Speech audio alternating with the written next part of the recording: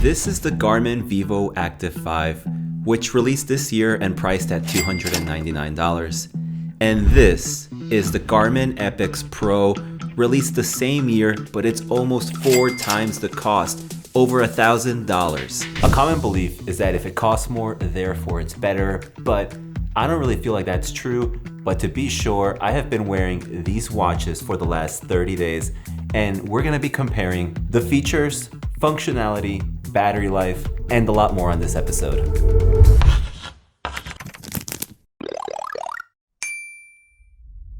Let me share a quick rundown of the rules. On my left hand, I've got the impressive 51mm Epix Pro. I believe this is also as big as Garmin watches get. So you could have something to compare to. This is the Apple Watch Ultra, and even that looks a lot smaller than this.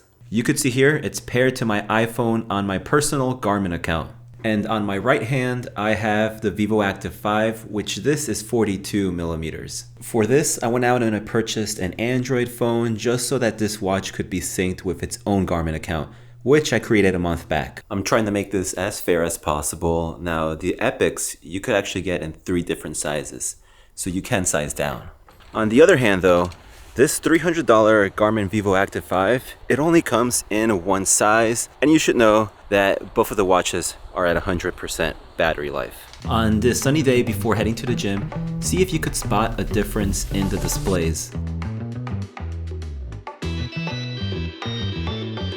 I'm honestly quite impressed that the screen on this $300 Garmin, to me at least, looks pretty similar to one of their more premium watches. So I guess maybe I just had really low expectations on this one, but really just props to Garmin for putting a lot of effort on their screens across their entire lineup. And when you raise your wrist, they both wake up, to me at least, like at the same time. One is not faster than the other.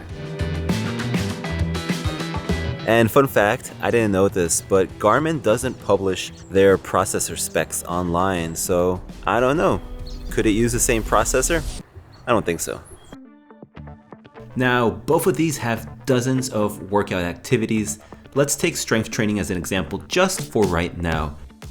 You can create personalized workouts on both of these. One really isn't different than the other in this feature. Now, this is today's workout, so you will have a workout directly on your watch. Not only that, but both watches have features like this rep counter.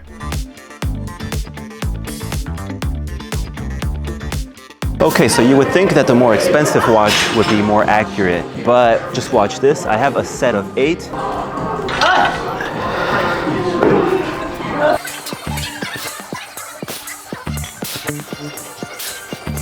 That's 8.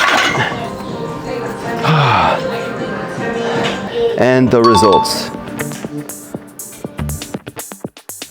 Maybe it's just that exercise, but we'll find out. I got some rows coming up next.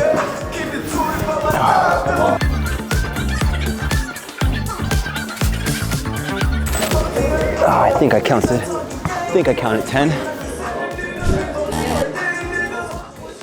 Now, both of these are gonna have on-screen muscle maps showing you like what muscle groups you're hitting, which I think is especially great for the Vivo Active 5 because this could be beneficial for someone maybe more new to working out. But the higher end Garmins, wow, they include these animations showing you how to perform hundreds of exercise, which could be super beneficial. So I definitely wish the $300 Garmin had this. Outside of fitness, they have plenty of your smartwatch features that you would use in everyday life.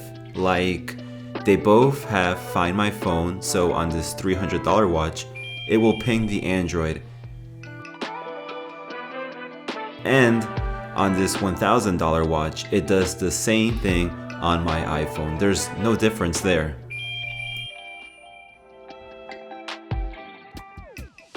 If you're out and about shopping, both of these are gonna have Garmin Pay. Again, there's no difference there.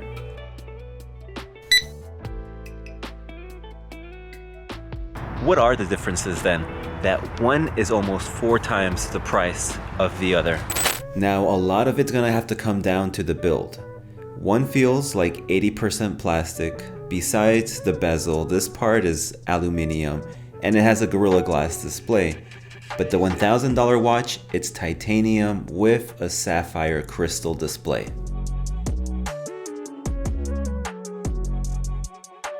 All about customizing my watch in any way possible, if that's the watch band, the watch face, and surprisingly, the watch bands differ between these two. And what I mean by that is the connectors. So the premium models are going to use Garmin's quick fit connector.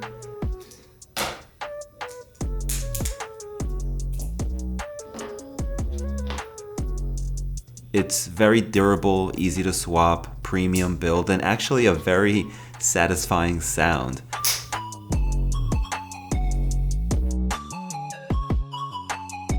I initially assumed all Garmin watches had this connector, but no.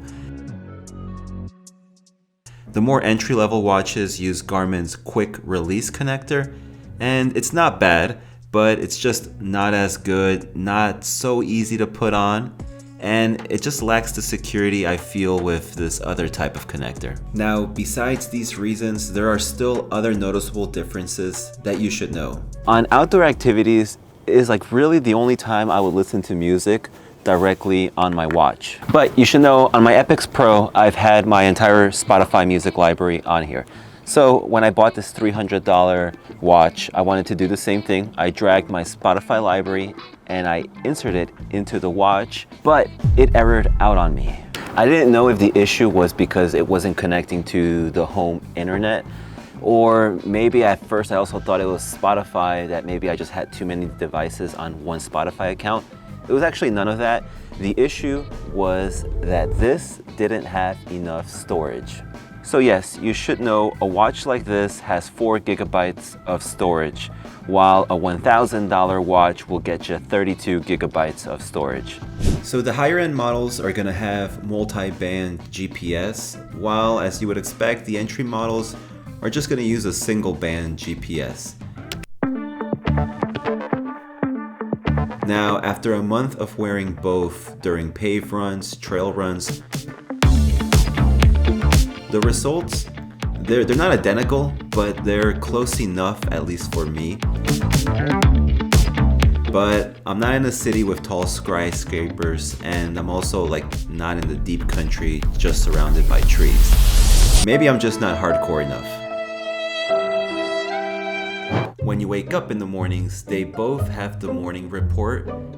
And I think everyone that owns a Garmin really appreciates this. The sleep tracking on these are pretty identical, and for my case, at least in the last 30 days of using them. They both have nap detection, and the Vivo Active 5, the $300 watch, actually came with this, where the $1,000 watch, it didn't, but I just got it through this major update that you could do in software, which is actually what gave me the idea of making this video in the first place. Regardless, what I took away these last 30 days of wearing these two watches is that there are more similarities really than differences. For me, when I first got my Garmin over a year ago, I really overestimated my own athletic ability.